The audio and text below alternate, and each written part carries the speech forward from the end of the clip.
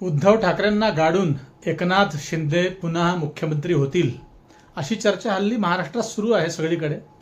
त्याचे कारणही तुम्हाला माहिती आहे. नुसती चर्चाच नाही, तथ्यसुद्धा समजून घ्या आणि हा व्हिडिओ शेवटपर्यंत बघा मंडळी, म्हणजे तुमच्या लक्षात येईल. राजकारणातूनच हल्ली रोज नवा सिनेमा लोकांसाठी उपलब्ध होत असल्याने हल्ली महाराष्ट्रातील लोकांना सिनेमा बघण्याची गरजच नाही. राजकारणातूनच मनोरंजन बऱ्यापैकी चाललं आहे सगळ्यांचं असं म्हणायला हरकत नाही.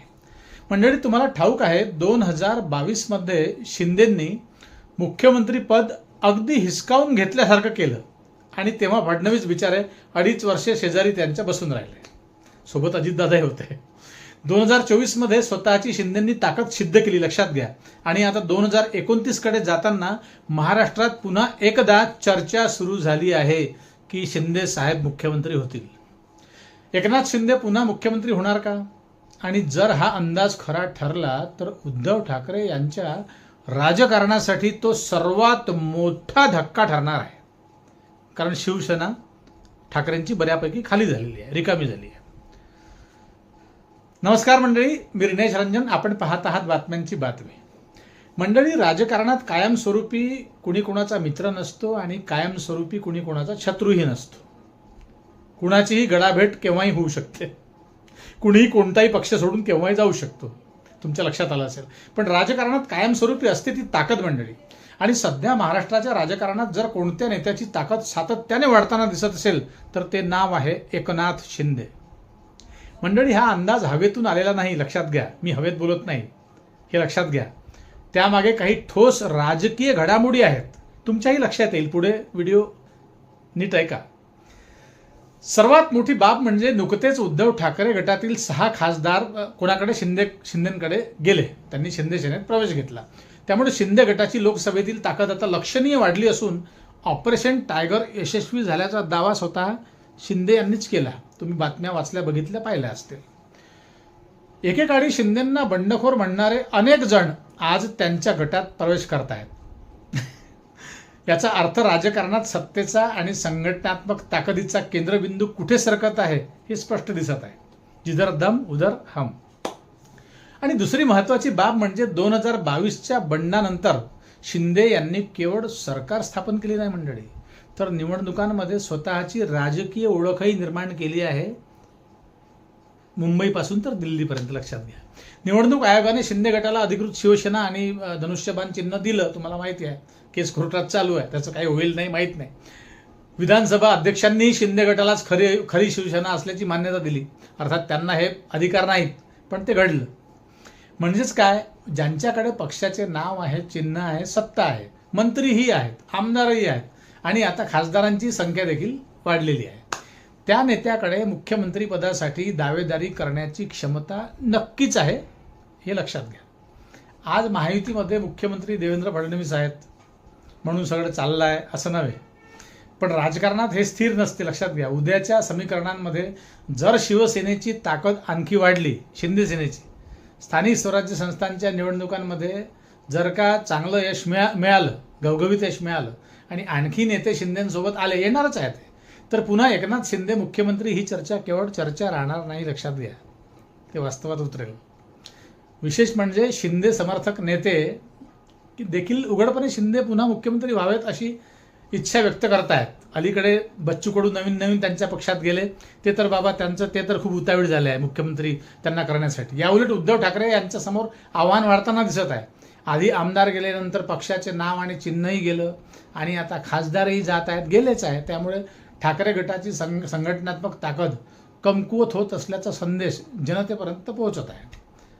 आणि लोकांच्या मनात काही असो, शेवटी नेत्यांवर सगळे डिपेंड आहे मंडळी. म्हणूनच आज महाराष्ट्रात एक प्रश्न जोरदार चर्चेला जातोय. 2022 मध्ये बंड करून मुख्यमंत्री बनलेले एकनाथराव शिंदे 2029 मध्ये स्वतःच्या ताकदीवर पुन्हा मुख्यमंत्री पद मिळवतील का? अर्थात पक्ष फोडफाड करून जे काय तुम्ही समजत बसा ते. मंडळी, राजकारणात काहीही अशक्य नसतं. पण सध्याची परिस्थिती पाहिली तर एक गोष्ट नक्की लक्षात घ्या, शिंदेंची ताकद वाढते, हे नाकारता येणार नाही. आणि ठाकरेंसमोरील संकट दूर होण्याचं नावच नाही. त्याबाबत अनेक जण उद्धव ठाकरेंना दोष देत आहेत, पण तसं अजिबात नसतं मंडळी. कारण लोकांमध्ये संयम उरलेला नाही. आमदार आणि खासदार जिकडे सत्ता दिसेल तिकडे ते धावत सुटले आहेत. त्यांना वाटते विकास करण्यासाठी आम्ही चाललो आहे किंवा लोकांना ते तसं सांगतायत, पण तसं नाही. ते त्यांचा स्वतःचा विकास करायला चालले आहे. लोकांना कळतं, लोक मूर्ख नाहीत. महाराष्ट्राच्या राजकारणाचा पुढचा अध्याय शिंदे पुन्हा मुख्यमंत्री असा लिहिला जाईल की ठाकरे पुनरागमन ठाकरेंचं होईल. तुमचं मत कमेंटमध्ये नक्कीच सांगा तुम्ही, ते तुम्हाला सगळं कळतं. आणि अलीकडे मंडळी लक्षात घ्या, या राजकारणातला गलित गात्र प्रकार आणि हा काही लोक त्याला नीचपणाचाही कार्यक्रम म्हणतात, कारण लोकांनी पुरोगामी महाराष्ट्राने हा सगळा प्रकार कधी पाहिला नाही. झालं होतं अर्थात, त्या शरद पवारांनी पक्ष फोडले नाही अशातला भाग नाही. त्यांनी अनेकदा फोडले, शिवसेना अनेकदा फुटली आहेत. आणि शरद पवारांनी बऱ्यापैकी धिंगाणा म्हटलं तरी चालते केलाच आहे महाराष्ट्राचा. त्यांना त्यांचं बरोबर कळतं. सुप्रिया सुळे त्यांचं ते आपलं त्यांचं कुटुंबाचं मात्र बरोबर असतं. त्यांना त्यांच्या घरातले सगळे पदं तिकडे दिल्लीला हवे असतात, मुंबईला हवे असतात. ते त्यांचं सुरू आहे. महाराष्ट्रातल्या तुमच्या आमच्या जनतेची कोणाला किंमत आहे का, हे सगळ्यात महत्त्वाचा प्रश्न आहे. आजच्या व्हिडिओमध्ये एकनाथ शिंदे मुख्यमंत्री होईल, मान्य आहे. ते होते 2.5 वर्षे, त्यांनी चांगली कामगिरी केली, यात दुमत अजिबात नाही.